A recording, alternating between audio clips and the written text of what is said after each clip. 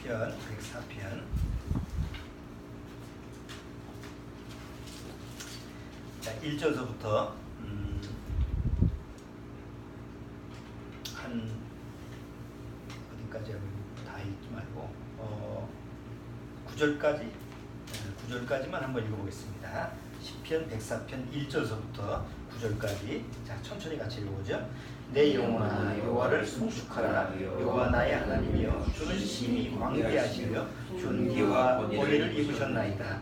주께서 옷을 입은 같이 빛을 입으시며 하늘을 휘장같이 찢으시며 물에 자기 두각에 들보를 얹으시며 구름으로 자기 수레를 삼으시고 바람 날개로 다니시며 바람으로 자기 사자를 삼으시며 화약으로 자기 사역자를 삼으시며 땅에 기초를 두사 영원히 유동치 않게 하셨나이다. 옷으로 덮은 같이 땅을 바다로 덮으시매 물이 산들 위에 섰더니 주의 견책을 인하여 도망하며 주의 우레소를 인하여 멀리 사시와 주의 정하신 소소에 이르렀고 산은 오르고 골짜기는 내려갔나이다. 주께서 물의 경계를 정하여 넘치지 못하게 하시며 다시 돌아 땅을 덮지 못하게 하셨나이다. 자, 그 뒤에 내용을 보면 계속 그 하나님이 창조하신 여러 가지 자연 만물을 이렇게 찬양하는, 하나님께 찬양하는 이런 모습인데, 우리가 여기서 시편 104편에 일단 한번 짚고 넘어가야 될 게 뭐냐면 1절입니다. 내 영혼아 여호와를 송축하라. 여호와는 나의 하나님이여 라고 했죠. 여호와는 우리 하나님이 아니고 나의 하나님이고, 우리 하나님과 나의 하나님의 차이는 뭘까요? 한국말과 외국말의 차이입니다. 일본어도 이런 구분점이 있는데 우리나라처럼 우리라는 단어를 잘 사용하지 않죠. 우리나라만 우리라는 단어를 무척 좋아하고, 또 굉장히 아름다운 말이에요. 우리라는 말이. 영어에서는 우리라고 하는 단어를 우리나라에서 사용하는 개념하고 다르거든요. 그렇죠?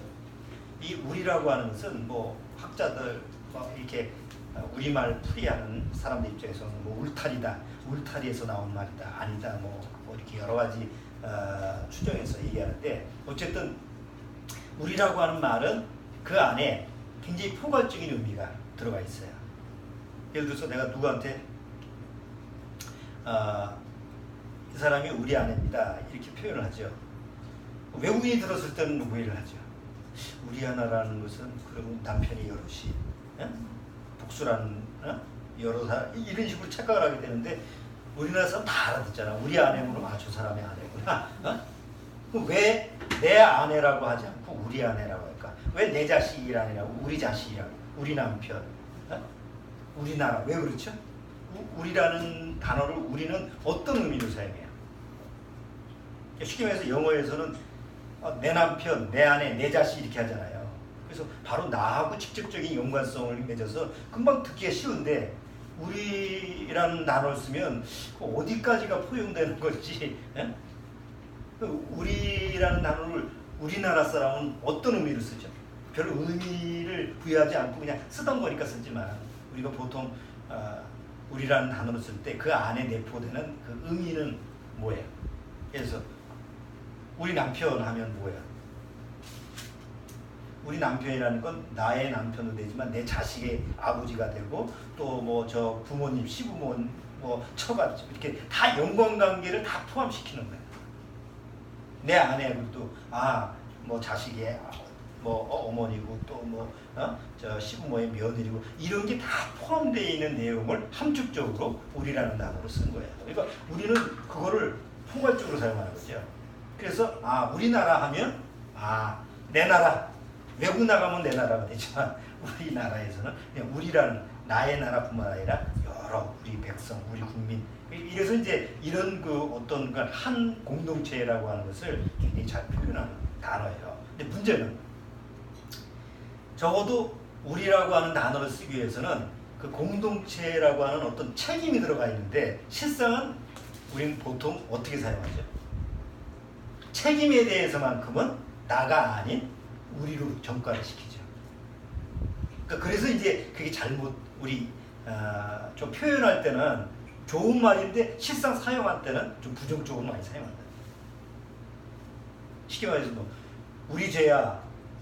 그런 말을 많이 하잖아요. 아, 이건 내 죄가 아니라 우리 죄라고 보면 나 빼놓고 우리 전체. 이런 식의 어떤 잘못된 해석이 될 수가 있다는 거지. 자, 그런데 이게 기독교 내에서는 가장 잘못 사용하는 게 우리 하나님이라는.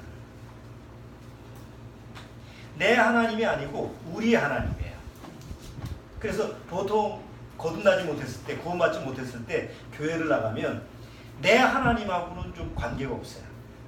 그냥 목사의 하나님, 장로의 하나님, 아 우리 하나님 좋으신 하나님이야. 왜 좋은데? 아 목사의 하나님이고 우리 장로의 하나님이고 우리 교회를 이렇게 부흥시켜주고 뭐 해주고 뭐 해주고. 그러니까 우리라고 하는 단어에서 하나님이라고 하는 부분에 대해서 우리 하나님은 있지 개인적인 내 하나님하고는 관계가 없어요. 그래서 우리 하나님은 항상 어디 계시냐면 주일날 교회에 와서 만났어요. 그리고 이제 교회 문을 나가면 이제 하나님 빠이빠이. 그리고 한 주일 동안은 이제 하나님과 무관하게 사는 거예요. 나 하나님하고 연관이 안 되는 거예요. 그래서 우리나라의 대다수 기독교인들의 그 실상 모습이 그거예요. 내 하나님이 아니고 그냥 우리 하나님. 자,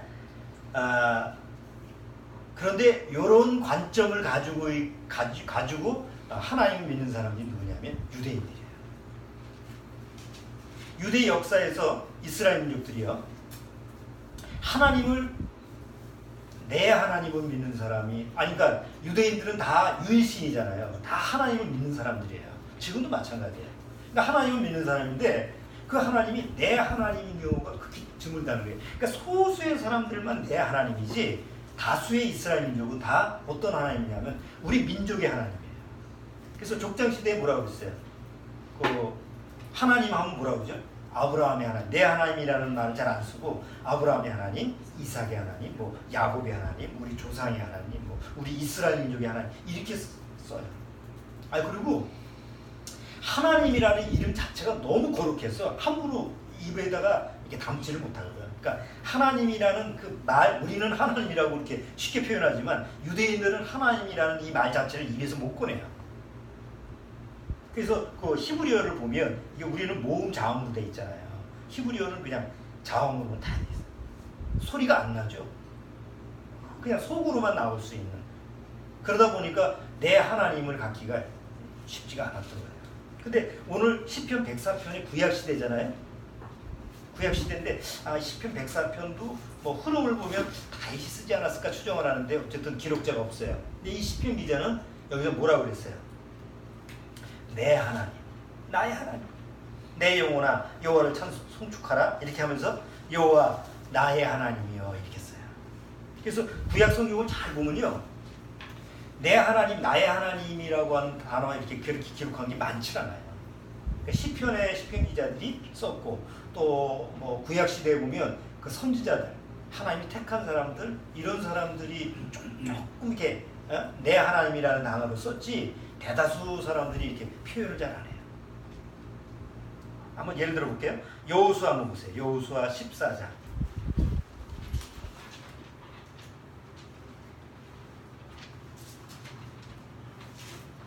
여호수아 14장 8절.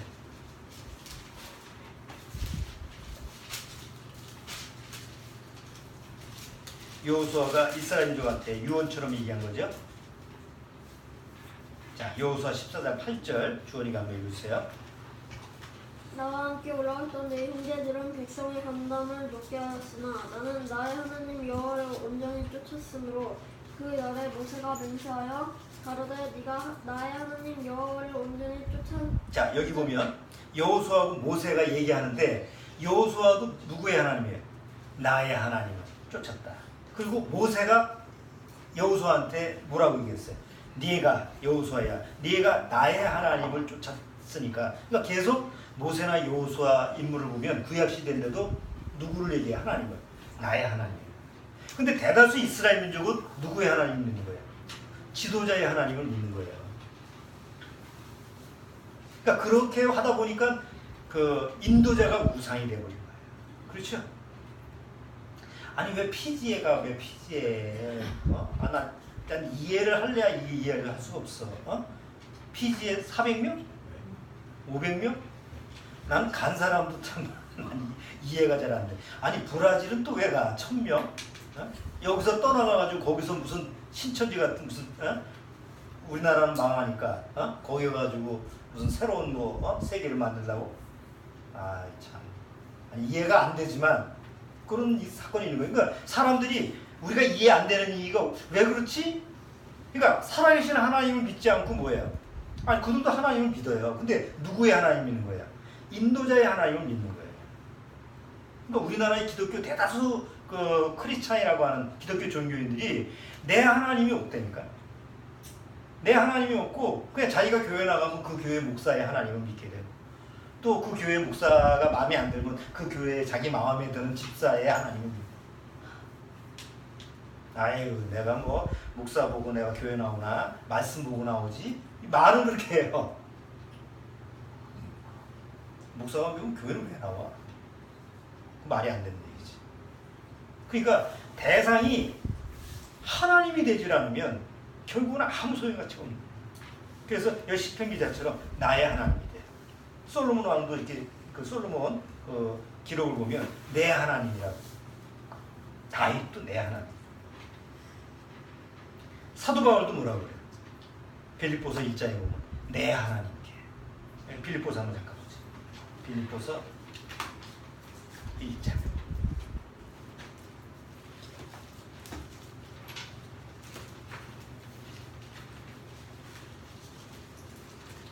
자, 빌립보서 1장.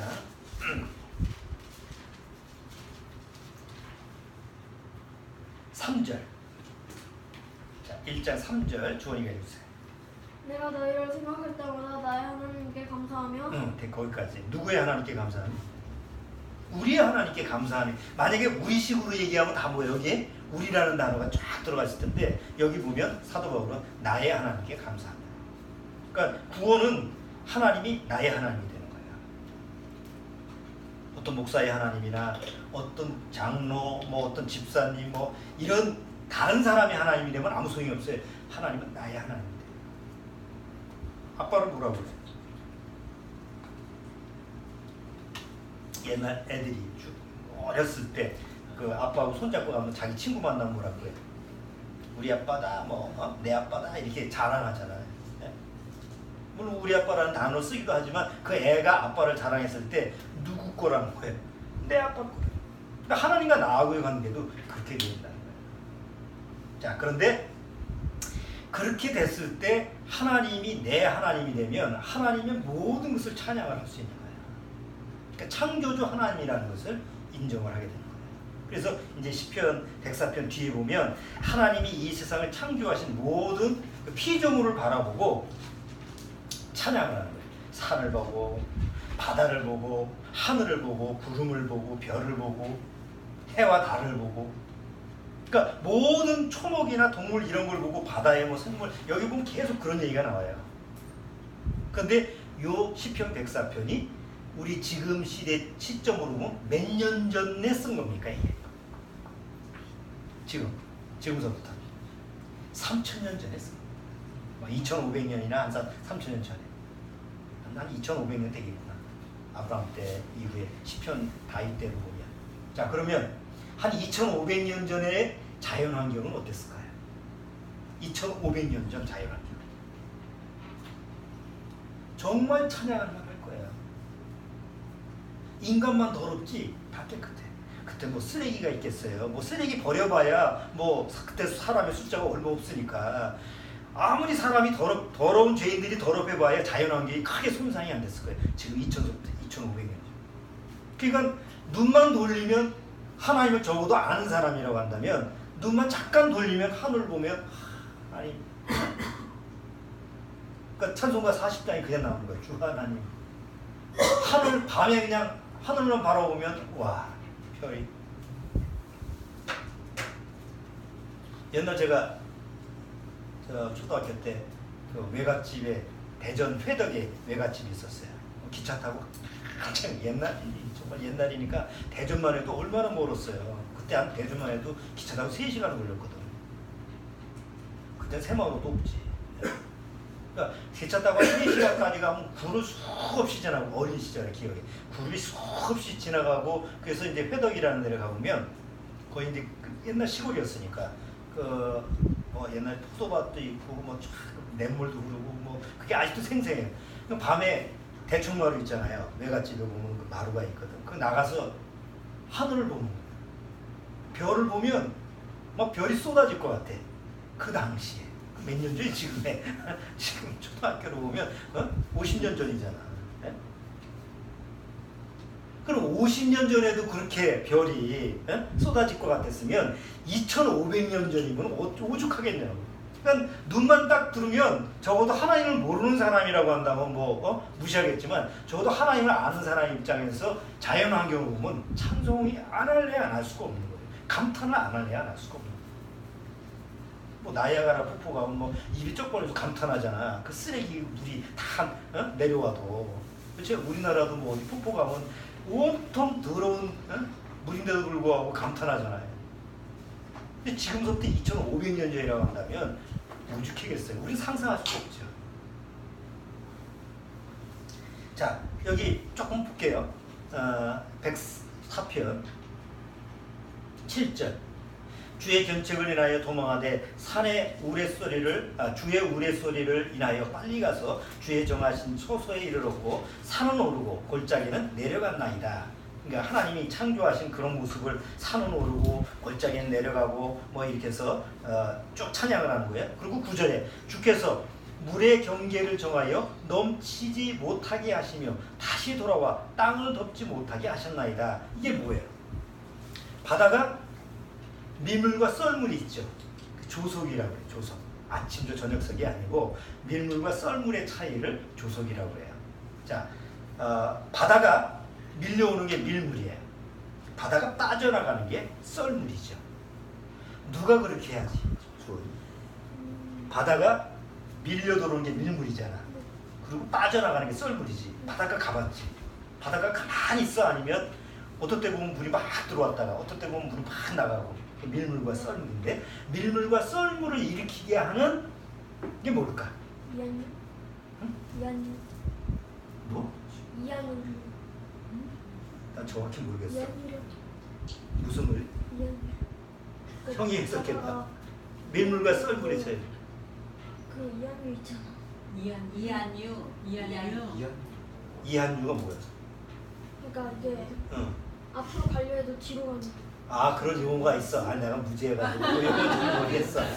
자, 밀물과 썰물의 차이, 그거를 어떤 현상 말고 원인, 어려. 그러니까 밀물과 썰물을 만드는 그 행성이 하나 있지. 바로 달이 그렇게 만드는 거야. 달 알지? 달이 밀물, 바닷물로 하여금 밀려오게 하고 바닷물로 하여금 빠져가게 하는 거야. 그래서 우리가 그러니까 지구를 보면 바닷물이 이렇게 동그랗게 있잖아. 그런데 그 간만의 차이를 보면 이게 이렇게 럭비공처럼 이렇게 되는 거야. 달이 밀물 때는 끌어당기고 썰물 때는 다시 빠져가게 하고. 그게 이제 달이 하는 역할인데 여기 뭐라고 그랬어요?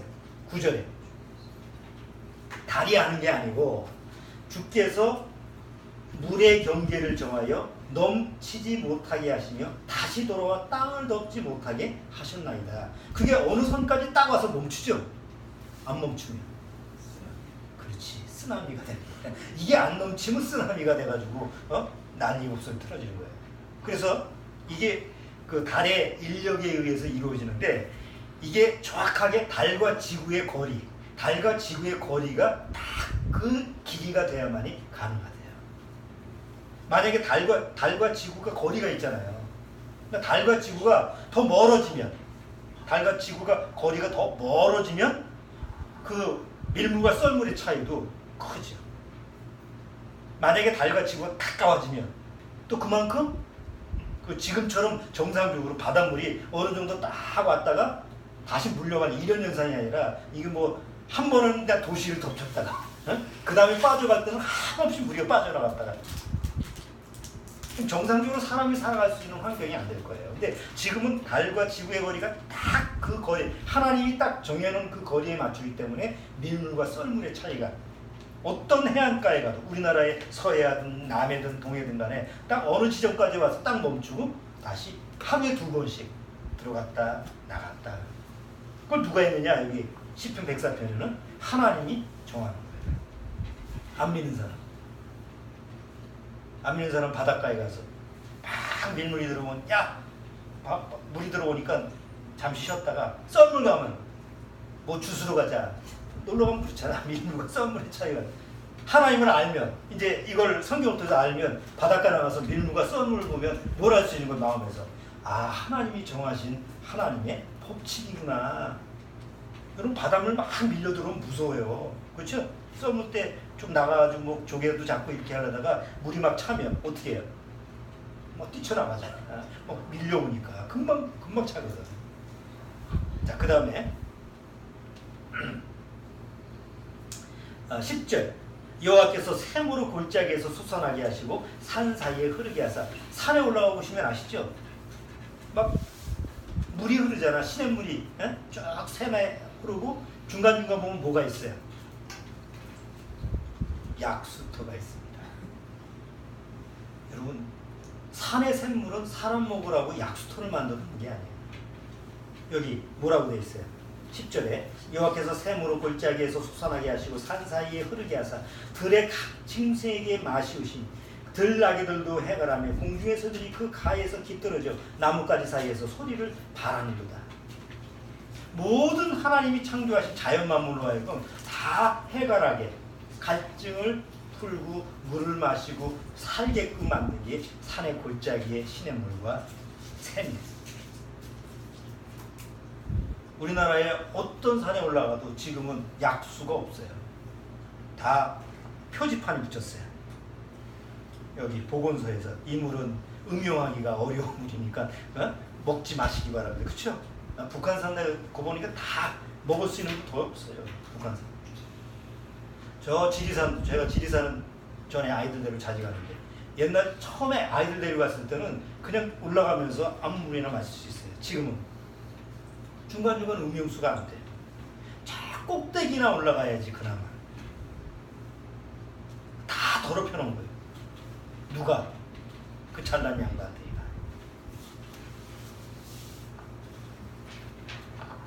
그러니까 옛날 시대에 자연 환경만 보면 그냥 찬양만 나오고 그러는데 요즘은 찬양이 안 나와요. 산에 올라가도 어디 가나 산 꼭대기에도 쓰레기 천지야. 찬송 부르려고 그러면 탄식만 나옵니다. 바닷가 가보세요. 옛날에는 바닷가 가보면 찬송이 나올 수밖에 없지. 2500년 전에 뭐가 있어? 뭐 플라스틱이 떠다녀. 뭐가 떠다녀. 근데 지금은 어디 바닷가에 가도 온갖 쓰레기 천재예요. 그러니까 어떤 자연 만물이라도 지금 파괴가 되고 다 더럽혀져가지고 사실 우리가 구원을 받았다고 해도 어디 가가지고 하나님을 찬양할 수 있는 그런 환경이 없어요. 그래서 이거는 2500년 전 얘기예요. 그냥 시편 104편 보고 우리도 찬양 귀에 안 나오는 시대예요. 지금은 탄식밖에 안 나오지. 계속 보면은 하나님이 뭐 찬양하신 거 가지고 채소를 자라게 하시고 땅에서 식물을 나게 하시고 뭐 이렇게 쭉 하나님을 찬양하는 이런 부분이 나오죠. 18절 높은 산들은 사냥을 위함이요 바위는 너구리의 피난처로다. 여호와께서 달로 절기를 정하시면서 해는 그 지는 것을 알고다. 1월 2월 3월 월이 무슨 문자야? 월 그렇지. 달월. 여기 달로 뭘 삼으셨다고요? 달로 절기를 삼으셨어요. 절기 1월 2월 3월 4월이 다 달의 절기예요. 이미 하나님은 달과 해를 통해서 이 세상의 모든 시간이라고 하는 것을 규칙적으로 가게끔 만든 거예요. 그래서 해는 떴다가 반드시 뭐예요? 집니다. 해가 안 지면 올여름에 어떻게 지낼 뻔했어? 이 폭염에 해가 안 지면 어떻게 하려고 그래? 자, 그런데 여기 24절. 자, 같이 한번 읽어보죠. 여호와여 주의 하신 일이 어찌 그리 많은지요. 주께서 지혜로 저희를 다 지으셨으니 주의 부유가 아니에요. 부유가 땅에 가득하나이다. 2500년 전은 하나님의 부유하신 너무 땅에 하늘 뭐 바다 땅에 가득하다 보니까 하나님을 찬양 안 할래야 안 할 수 없는 환경이었다는 거죠. 그런데 2500년 이후에 지금 21세기는 이제 하나님을 찬양할 수 없는 그런 환경을 우리가 맞닥뜨린 거예요. 모든 것이 파괴됐어요. 모든 것이 더럽혀졌어요. 아니 어디 지구 어디에 그나마 그 자연 보호림이라고 하는 그 지역만 좀 뭐 소수지역 각 나라마다 보호하는 데가 있죠. 우리나라 같은 데는 저기 빈부장지대나 그나마 보호가 돼 있지. 나머지는 뭐 다 파괴가 돼 있어가지고 더 이상 하나님의 부요하심이라고 하는 걸 발견할 수가 없는 거예요. 1970년에서 2006년까지 36년 동안 지구상에 그 멸종한 생물이 몇 프로나 되는지 아세요? 36년 동안이에요. 그러니까 학자가 1970년서부터 2006년까지 그 멸종한 그 각 생물을 연구를 해가지고 그 다음에 결과를 발표했는데 36년 동안 통계를 했는데 물론 그 전서부터 멸종한 거죠. 33%가 멸종했어요. 조류에서 13%, 어류에서 15%, 파충류에서 22%, 포유류에서 25%, 무척주동물 30%, 양서류 41%, 식물에서는 68%. 다 뽑아먹었어. 다 빼먹고 뽑아먹고 뭐 다 없애버리고. 왜냐면 다 개간해가지고 없어졌으니까. 그래서 거의 한 33%가 사라져버렸대. 도도새 다 멸종하는 것 중에서 몇 가지. 큰바다 새오리, 일본 늑대, 하와이 꿀 풍금조, 보석달팽이, 그 다음에 뭐 자바 코뿔소, 기타 등등. 우리나라에 있었던 거 큰악새 들어보셨죠? 옛날에 큰악새라는. 그것도 딱따구리 과에 있는 큰악새인데 그것도 멸종했어요. 1967년인가 몇 년, 70년인가 멸종됐어요. 그리고 앞으로 멸종할 생물이 또 30몇 프로.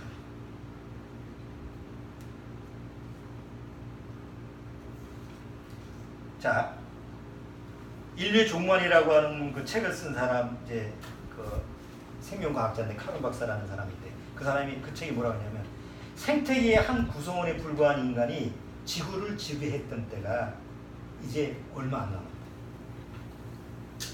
이건 하나님을 믿느냐 안 믿느냐라는 걸 떠나서요.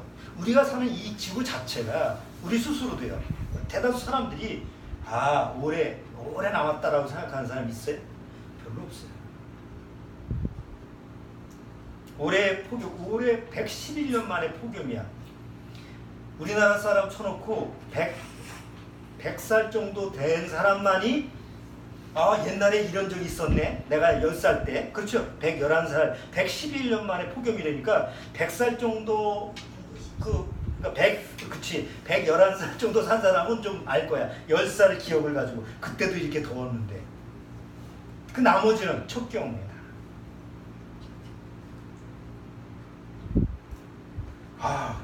편의점에 오는 사람 손님 다 덥다고 난리야. 편의점이 천국이야. 다 들어오면서 여기가 천국이네. 밖에 너무 더우니까. 그럼 내가 그래. 첫 경험이 우리가 다 첫 경험했다. 다 111년 만이면 한 번도 경험해본 사람이 거의 없다고 했더니 그러네요. 그렇잖아요. 그래서 다 사람들이 마음속에서 위기감을 가지는 거예요. 왜? 이게 그냥 자연현상이 아니거든. 사람들이 이게 지금 우리가 그냥 뭐 이게 갑자기 우연히 일어난 일이 아니고 이건 예고된 사람들이 만들어낸 인재다라고 하는 걸 어느 정도 인정을 합니다. 폭염의 원인이 뭐예요? 지구온난화야. 많이 뉴스에서 지구온난화의 원인이 뭐예요? 온실가스죠. 그 지구층에는 온실 가스가 있어요. 그래서 태양이 자외선이 이렇게 오면은 바로 들어오지 않게끔 막는 층이죠. 자, 근데 지구 온난화가 시작되는 건 그 안에 열기가 어떻게 되는 거예요? 뭐 이산화탄소, 뭐 질소, 이게 인간 공장에서 뿜어내는 거, 자동차에서 뿜어내는 거, 이런 대기 그런 그 나쁜 기체가 계속 쌓여가서 지구 밖으로 못 나가. 온실가스가 있으니까. 그러니까 그 안에 쌓이니까 점점 지구가 더워지고 있는 거죠. 그래서 야, 안 되겠다. 이러다가는 이거 망하겠다. 해가지고 2015년에 파리 조약을 맺었죠. 파리 기후 조약. 아마 뉴스를 봐야 또 이런 걸 또 기억을 할 거야. 안 보면 몰라. 파리 기후 조약 169개국 정말 많은 나라, 전 세계 나라 사람들이 다 파리에서 모여가지고 파리 기후 조약을 맺었어요. 이게 무슨 조약이냐면 이대로 가다가는 우리가 오래 못 살겠다. 그러니까 대기 온실가스를 다 줄이자, 각 나라마다. 그래가지고 산업혁명 이전, 산업혁명 때보다 지금 1.5도 올라갔거든. 그러니까 그거를 최대한 낮추자. 그래서 2도는 못 넘어가게 하자. 낮출 수는 없으니까 2도 넘어가면 우리 다 망하니까 낮추자라는 걸 해서 그냥 최대한 낮추자라고 하는 조약을 맺은 게 파리 기후 조약이에요. 그런데 작년에 트럼프가 나갔어요. 탈퇴를 했어요. 이런 젠장, 난 그런 거 안 믿어. 야, 기후가 뭐 더울 수도 있고 나쁠 수도 있고 트럼프 사고방식에. 지구 전 세계에서 온실가스를 제일 많이 배출하는 게 미국이고 그 다음 중국이에요. 근데 미국이 트럼프가 아니야 그거 가지고 우리 그거 크게 영향 안 줘. 그래가지고 트럼프가 나갔네. 그럼 미국이 나갔는데 나머지 있는 나라가 남아있을 뭐 생각들 개 중에는 아니 열심히 저쪽에서 뿜어대는데 우리만 뭐 제약을 해서 공장도 가동을 안 하고 뭐 그를 하면 무슨 소용이야. 이게 안 되는 거예요. 100년 동안 기후학자들이 앞으로 100년 동안 지금처럼 나가면 지구 온도가 평균 지구 온도가 14도예요. 14도인데 6도가 상승한대요.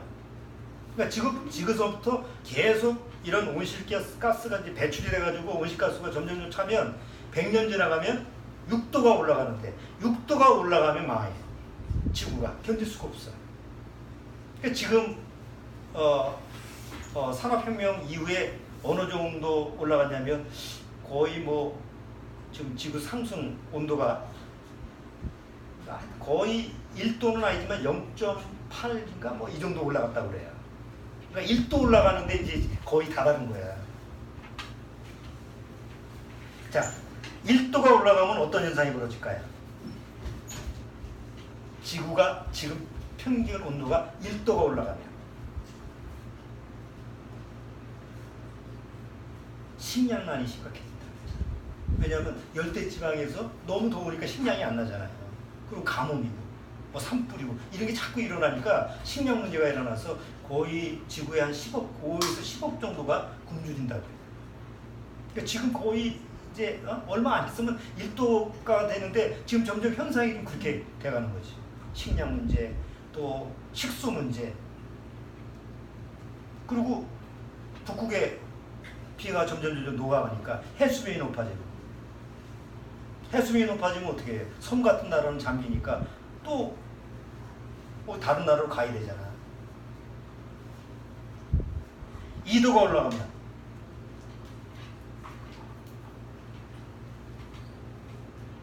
올라가면 식량난은 더 심각해지겠죠. 3도가 올라가면 북극 빙하가 거의 사라진다고 그래요. 3도 정도 올라가면. 한 6도 되면은 뭐 더 예측할 수가 없어. 그런데 올해 우리가 폭염을 110일 만에 경험했다고 그러는데 이게 올해로 끝나는 게 아니라 계속 내년도 더 가중되고 점점 가중되고. 한번 여러분들이 올해 경험해 보셨을 거예요. 한 40도 넘어가니까 어떻게 숨이 탁탁 막히고 정말 에어컨이 없으면 견디기가 힘들죠. 차 타고 다니면 우리 차처럼 문 열고 다니는 차 거의 없어요. 자연의 바람을 쐬질 않고 다 문 닫고 가요. 차마다. 그러니까 차 도로의 온도가 높을 수밖에 없죠. 아파트마다 다 에어컨을 커요. 그러면 아파트 그 마당, 그 주변에 안 더울 수가 없는 거예요. 그런데 그걸 안 틀면, 에어컨을 안 틀면 살 수가 없잖아. 더우면 에어컨을 틀고, 에어컨을 틀면 더 덥고. 그러니까 열섬이라는 말, 도심지가 열섬. 그런데 이 온실가스를, 이게 대기, 이 지구 온난화에 그 온도를 높이는 가장 중추적인 그런 역할을 하는 게 바로 에어컨이야. 그걸 다 안 틀면 돼. 안 틀면 다 온도가 조금 낮아져. 그런데 그 온도를 낮추기 위해서 사람들이 안 틀겠어? 여러분 같으면. 그냥 안 되는 거예요. 이게 온도를 낮추자고 해서 될 문제가 아니라. 점점 연세 드신 분들은 이 나이 먹었으니까 갈 때 되면 가지만 우리 주머니 같은 세대는 어떡할 거야 이제. 앞으로 살 날이 몇 년? 100세 시대로 하면. 100세 시대로 하면 99? 아, 아니 99. 어두워. 나도 60년 살았으니까 그래 어떻게 해서 참아보자 40년만 이렇게 하지만 90년은 어떻게 참아. 앞으로 점점 이렇게 더워진다는데. 아유 에어컨 틀고 살면 되지 않습니까? 전기료는 누가 내냐? 전기료는 누가 내냐고. 엄마 아빠는 왜 봐? 어? 네가 벌어서 내야 되는데.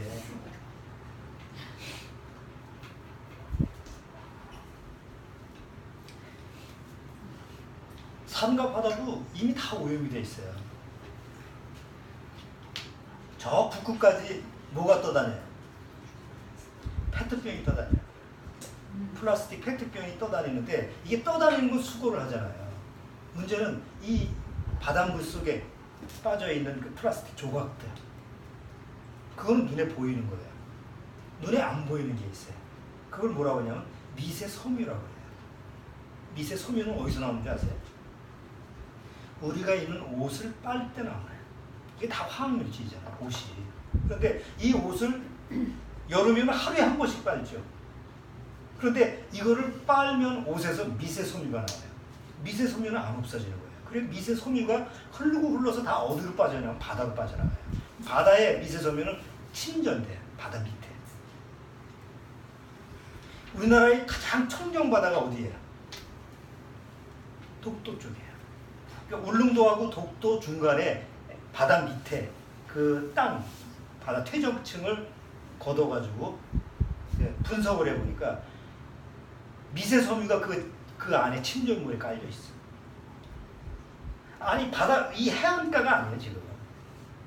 독도는 한참 나가는 거 아니에요 거기는. 그런데 거기까지도 그 밑에 침전물이 미세 섬유라는 게 침전물에 깔려 있다고 한다면 온 지구상의 바다라고 하는 바다는 점점 다 오염돼. 그러니까 이 세상 우리가 살아간다는 그게 희망적인 게 아니에요. 점점 지금 2500년 전 이 시편 104편의 이 기자는 상상할 수 없었지. 그냥 밖에 나가면 그냥 하나님을 찬양할 밖에 없었으니까. 우리는 밖에 나가면 탄식밖에 할 수가 없는. 지금 사는 우리 시대가 21세기 지금 이 시대라는 거예요. 현실을 좀 우리가 직시해야 돼. 아이 뭐한 100년, 1000년 뭐 이렇게 우리가 생각할 수 있는 이런 시대가 아니라.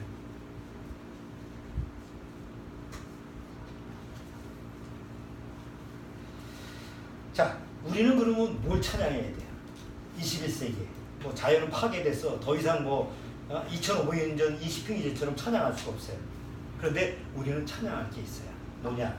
여기 끝에 한번 보세요. 시편 104편. 자, 맨 끝절에 35절 보세요. 시편 130. 시편 35절. 자, 35절 읽어주세요. 시편 104편. 시편 104편.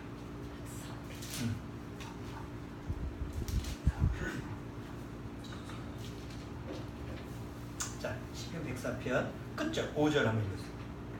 35절. 35절 맨 끝절 있잖아요. 죄인을 땅에서 소멸하시며 악인을 다시 다시 잊지 못하게 하시리라. 내 영혼아 여호와를 송축하라. 할렐루야. 여호와께 감사하며 자, 104편만 배고프면 다음 주에. 너무 급해. 응? 자, 이 마지막 절에 이 시편 기자는 뭘 찬양하냐? 죄인을 어떻게 해? 죄인을 땅에서 소멸하시며 악인을 다시 잊지 못하게 하시는 것을 찬양할지어다. 근데 사실 이건 우리가 이제 찬양할 제목이 된 거예요. 이 시편 기자 104편은 앞으로 이루어질 일이죠. 그 당시에는 모든 것이 아마 이 시편 기자도 이 모든 하늘과 바다, 너무 하나님을 찬양하는 이 모든 건데 하나님은 그럼에도 불구하고 하나님을 대적하는 저 죄인들을 소멸할 때가 있을 거야. 사악한 자들을 소멸할 때가 있을 거야.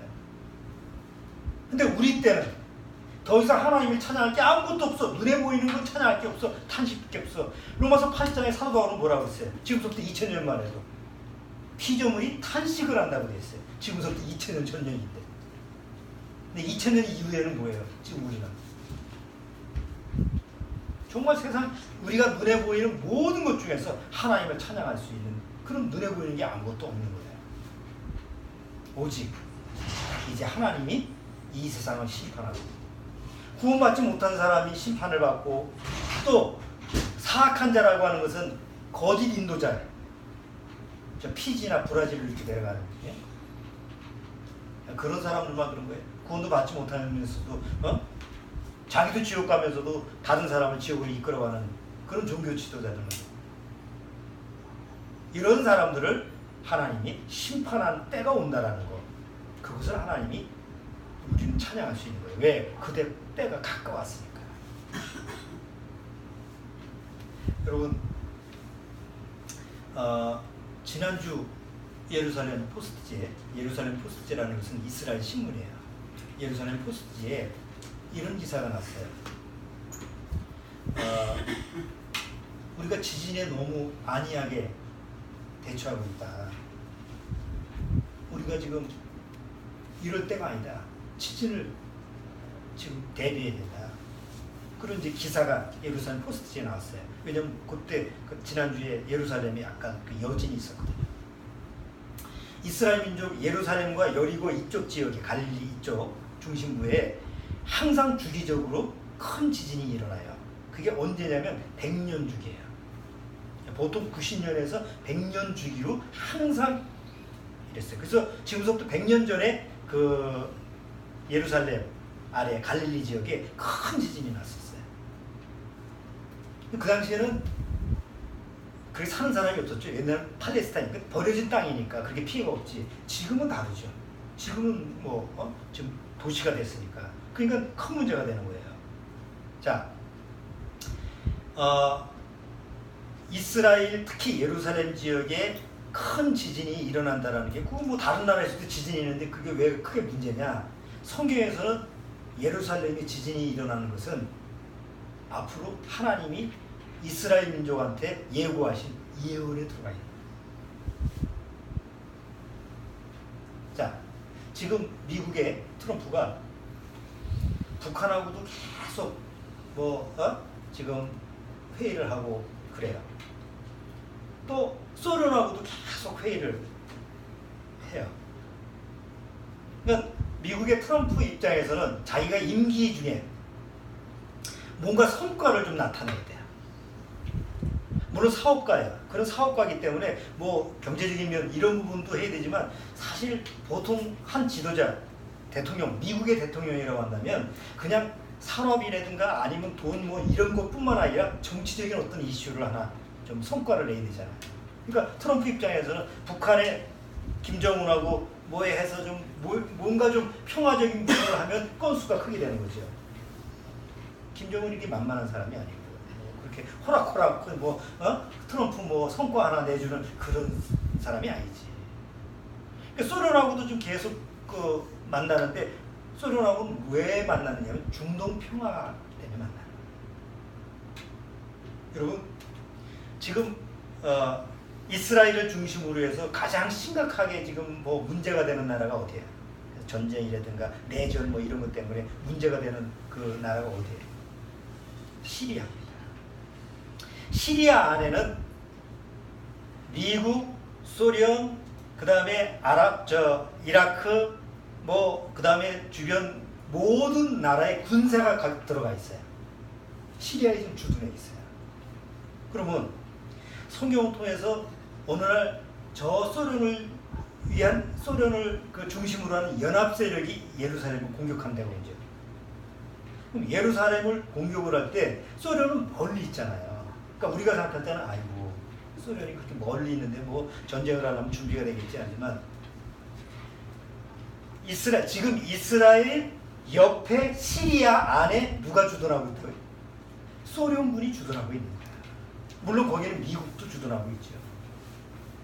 그러니까 소련 땅에서 쳐들어오지 않아도 이미 전쟁이 딱 발발하면 시리아 안에서 미국과 소련과의 싸움이 벌어지면 이미 그것이 전쟁이 시작되는 거예요. 왜냐하면 미국은 이스라엘 편이거든. 자, 그런데 우리가 에스겔서에 예언되어 있는 거 보면 어느 날 하나님이 예언된 대로 소련이 그 위성 국가를 모아가지고 이스라엘을 공격을 하는데 예루살렘에 쳐들어왔을 때 하나님이 예루살렘에 큰 지진이 일어나게 해가지고 결국은 이스라엘을 공격한 많은 세력들을 멸하게 하겠다라는 게 예언되어 있는 거예요. 근데 지금서부터 100년 전에 한번 큰 지진이 있었고, 그러니까 큰 지진이 있은 이후 지금 91년이 지났대요. 100년은 안 지냈어. 100년이 되려면 9년이 남았어.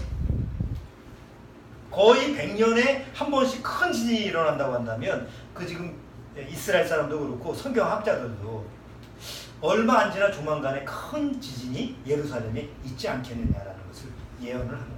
미리 예측을 하는 거예요. 그럴 때 지진만 일어나는 게 아니라 지진이 있을 때 어떤 현상이 벌어진다고? 소련이 이스라엘을 공격하는 성경의 예언이 성취가 되는 때가 온다는 거죠. 그런데 그 예언이 성취가 되려면 우선 뭐가 이루어졌냐면 중동의 평화협정이 일어나야 돼요. 이스라엘하고 팔레스타인하고 피해가고 서로 조약을 맺어서 서로 이제 싸우지 말고 서로 화친하게 지내자라고 하는 조약을 맺는데 지금 이제 그런 이제 회의가 계속 이루어지는 거지. 계속 뭐 시끄럽지만 여전히 그 밑바닥에서는 소련과 미국 그 양 사이에 조율을 가지고 어떻게 서로 평화협정을 맺느냐라는 쪽으로 지금 초점을 맞추고 있는 거예요. 그런데 또 하나 지난 6월인가요? 언제 이스라엘 텔아비브에서 세계 게이 대회가 열렸어요. 우리 상식적으로는 납득이 안 되죠. 어떻게 하나님을 믿는 그런 민족이고 거룩한 땅이라고 하는 적어도 성경을 믿는 그런 민족인데 그 텔아비브는 중심이잖아요. 예루살렘 이전에 각 대사관이 있는 그 텔아비브에서 전 세계의 동성애자들이 모여서 행진을 해. 몇십만 명이, 그것도 몇천 명이 아니고 몇십만 명이 모여서 아주 세계적인 대회를 여는 거예요. 이스라엘 민족, 지금 유대인들이 자기 땅에 왔는데 지금 이스라엘의 인구가 몇 명인지 아세요? 우리나라 서울 인구보다 못해. 800만 명이에요. 거기서 사는 거예요. 800만 명이 사는데 그 중에 동성애자들이 제법 있어요. 지금 유대인들 사회에서. 그러니까 율법을 믿는데 왜 그런 것이 있는가 납득이 안 가죠. 복음이라는 게, 구원이라는 것이 적용이 안 되면 그럴 수밖에 없는 거예요. 근데 한번 보세요. 하나님이 예루살렘 이 거룩한 땅에 무슨 문제가 일어나는 거예요? 구약의 예언에 내 땅을 더럽히면 하나님이 어떻게 한다고 했어요? 내가 진노의 장을 쏟아붓겠다. 그러니까 이런 현상들이 지금 복합적으로 이루어진다는 거예요. 이스라엘 나라를 중심으로 해서 하나님의 예언이 있는데 어느 날 소련 위성국단이 쳐들어와가지고 이제 뭐 이스라엘을 공격한다라는 게 하나의 예언이었다고 한다면 그 예언을 이루기 위해서는 여러 가지 복합적인 주변 요소가 같이 일어나야 되잖아요. 예루살렘이라는 것이 하나님이 진노를 하셔야 되는데 그 안에 유대인들이 가만히 보니까 하나님의 거룩한 그 도시를 갖다가 무슨 동성애장의 장소로 만들고 아주 더럽히는 도덕적으로는 그렇게 타락한 도시로 만들어요. 정치적으로는 평화협정이 팔레스타인어 평화협정을 이루면서 하나님이 이미 예언하신 대로 뭔가 시기적으로 이렇게 맞춰가고 지리적으로는 대지진이 100년마다 일어나는데 지금 이제 거의 100년 가까이 됐어. 이런 게 여러 가지가 맞물려져. 그리고 자연환경은 이제 폭염이 시작되고 겨울에는 또 폭한이 이루어진다고. 그러니까 우리가 성경을 통해서 마지막 때가 그냥 마지막 때가 가까이 왔다라는 게 아니라 너무 피부적으로 우리가 경험을 하는데 대다수 많은 사람들, 기독교인들은 전혀 감지를 못하는 거예요.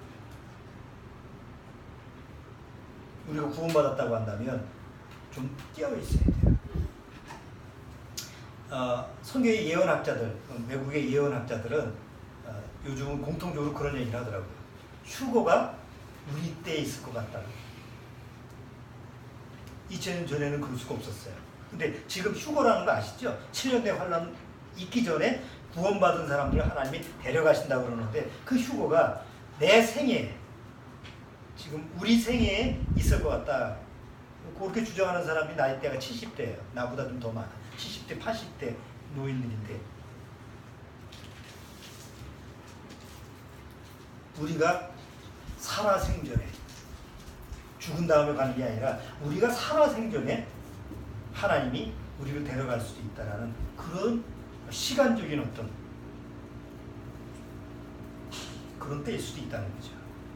우리가 정확히 그 언제다 얘기할 수 없지만 그래서 자 이제 오늘 마무리해 보겠습니다. 시편 104편. 시편 104편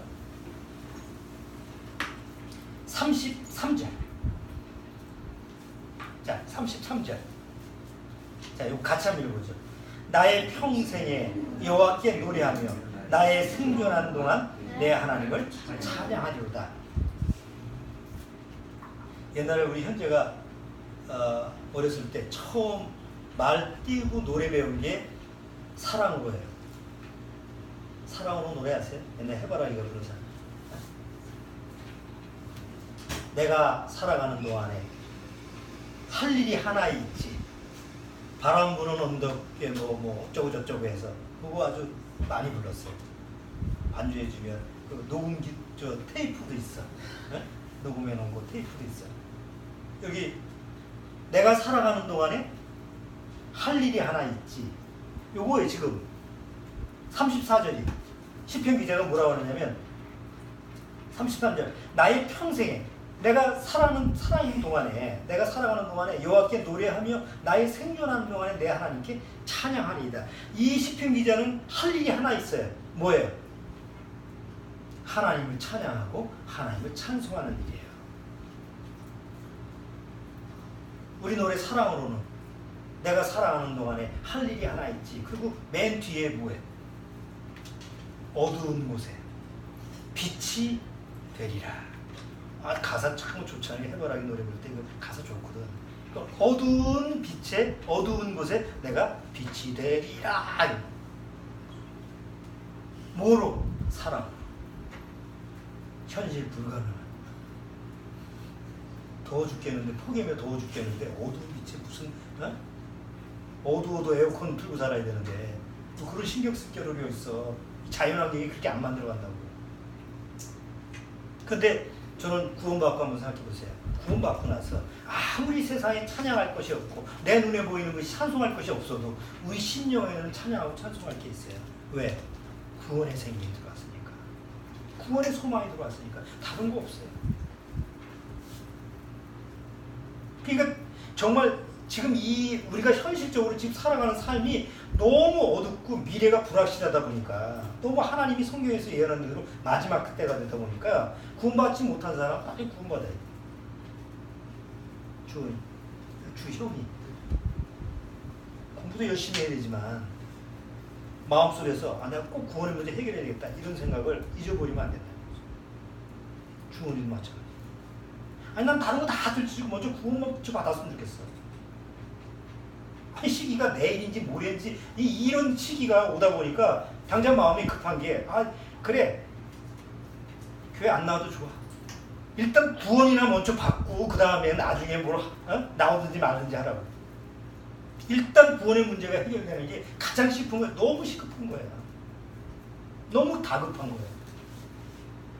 왜? 너무 때가 성경에서 말씀하신 마지막 때가 너무 우리한테 피부적으로 오다 보니까. 자, 고린도서 1장.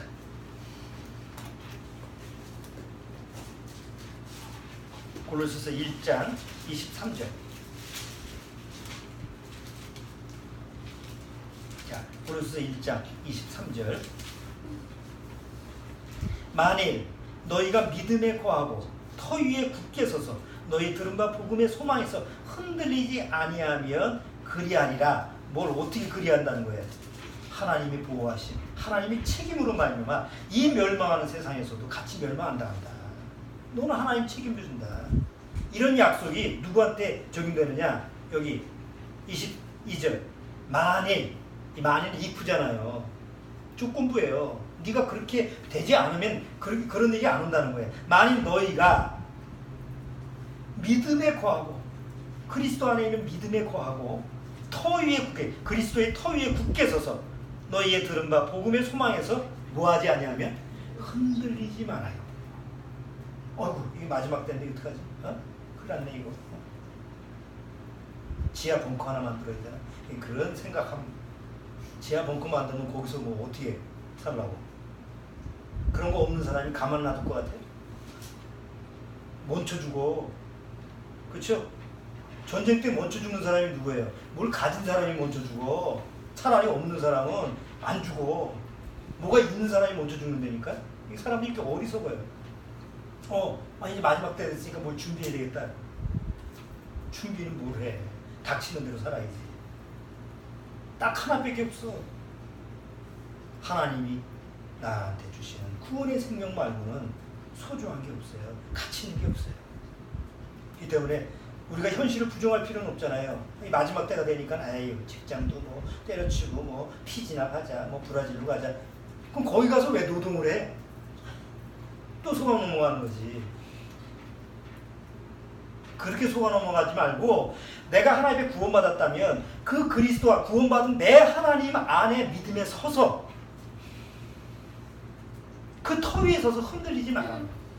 그리고 그 안에서 내 하나님을 바라보고 하나님을 찬양하고 하나님을 찬송하고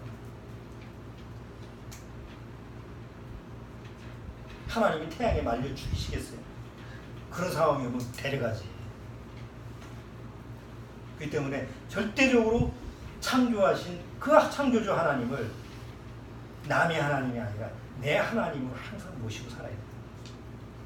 그거 말고 귀중한 게 없다라는 거 여러분 꼭 기억하시기 바랍니다. 자, 오늘 시편 104편 같이 한번 요새 이루어지는 현상 또 성경을 통해서 앞으로 이루어질 그런 부분을 잠깐 살펴봤는데 한번 여러분이 뉴스 보실 때마다 중동 평화 문제가 딱 일어나서 어느 날 이스라엘하고 팔레스타인 평화 협정이 딱 이루어진다 그러면 수년 내에 이제 7년 대화 나요. 그건 코스니까. 그리고 협정이 자꾸 맺어진다 그러면 그게 많이 안 남았구나라는 것을 여러분들이 감지하셔야 돼요. 그러면 기도하고 준비하고 주변에 있는 사람과 이거 정말 구원으로 인도하고 내가 항상 하나님 앞에서 흔들리지 말아야 되고 항상 깨어 있어야 되고 이런 자세를 꼭 취하셔야 됩니다. 자, 기도하겠습니다. 하나님 아버지 감사합니다. 정말 마지막 때 하지만 지금처럼 마지막 때라고 하는 것을 주변 환경이나 여러 가지 여건을 통해서 보여주신 때가 또 없는 줄 압니다. 그때가 언젠지는 모르지만 우리는 알 수 없습니다. 그러나 분명한 것은 우리가 항상 하나님의 말씀으로 깨어 있어야 될 때인 줄 압니다. 지금은 잠들 때가 아닙니다. 바로 깨어 있어야 될 때라는 것을 우리가 꼭 기억해서 정말 한 영혼이라도 구원으로 인도하는 그런 심령으로 우리가 살아갈 수 있도록 주님께서 인도하여 주옵소서. 예수님의 이름으로 기도했나이다. 아멘. 우리 찬송합니다.